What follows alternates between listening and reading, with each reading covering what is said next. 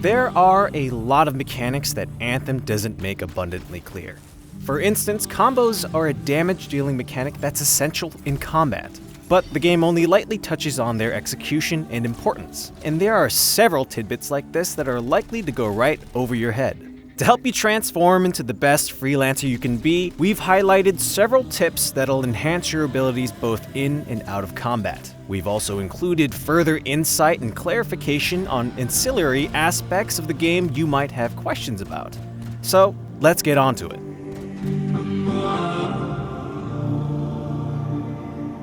When you examine special abilities, you'll notice that some are called primers, like the Ranger's Ice Grenade or Interceptor's Venom Spray, while others are labeled as detonators, like Colossus's Siege Artillery or Storm's Lightning Strike. If an enemy has been hit by a primer, hitting them with a detonator will cause them to detonate, causing a special damage effect to trigger. This sequence of damage dealing is what Anthem calls combos. Primers and detonators can be identified by small icons in the UI. Primers are designated by a semi-filled circle, and detonators are marked with a 4-pointed star. Each Javelin has a different effect that activates upon successfully detonating a combo. Ranger's critical target simply inflicts the largest amount of damage to detonated enemies. Colossus's Explosion causes all detonations to explode and damage nearby enemies. Storm's Spread makes all detonations explode and spread an elemental effect to nearby enemies. And Interceptor's Aura makes it so detonating an enemy causes an elemental effect to be imbued into the Javelin, which can be inflicted onto nearby enemies through proximity and melee attacks. As a final note, Javelins can trigger combos with melee attacks as well. Colossus, Storm, and Interceptor have detonator melee attacks, while Ranger has a primer melee attack. Before you embark on a mission with your Javelin, make sure you have both a primer and a detonator in your loadout. For example, you might want to choose an Ice Elemental primer and then choose a Fire Elemental detonator as your secondary. There aren't a lot of ways for your team to communicate when they've set up a combo, so packing your own primers and detonators can ensure you net that extra damage as a group. In addition, having both primer and detonator weapons in your loadout allows you to access combos during solo play.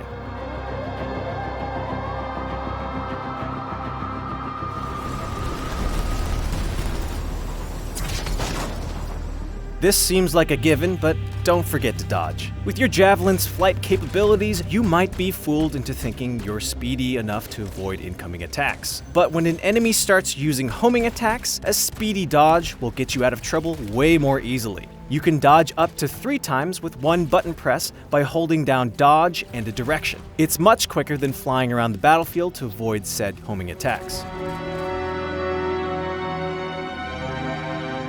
Many players mistake the Colossus for a tank and choose it early on, but the real tank is the Interceptor.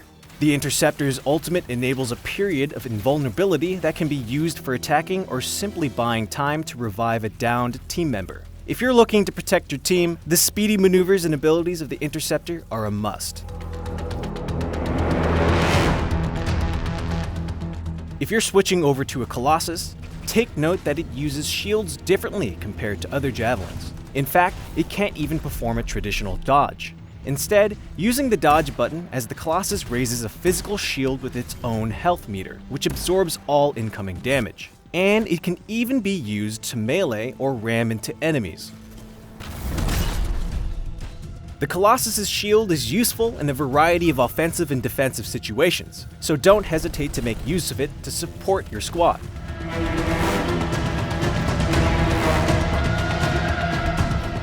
Titans have several weak points that shift through the battle: their forearms, back, and chest. You'll notice each of these areas will glow yellow and look open when they're exposed.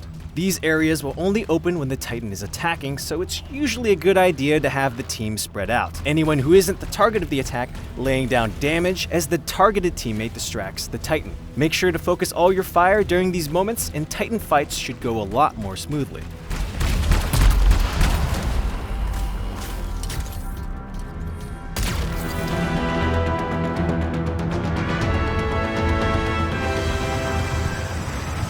This is more scar activity than I've seen in a long time.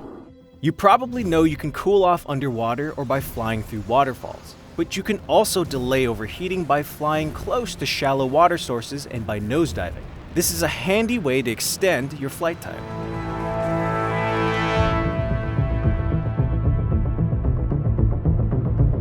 If you'd rather go at it alone, you can launch solo missions through the privacy menu at Mission Launch. This comes highly recommended for players who prefer experiencing the story, as playing with others opens up the possibility of getting left behind and missing certain sections, due to the game's insistence on teleporting you to your party if you can't keep up. If you're playing with friends, it's a good idea to turn subtitles on, just in case someone is talking while you're in a cutscene or trying to hear dialogue. It makes things much easier to follow, keeping you focused on the drama while still being able to communicate with friends.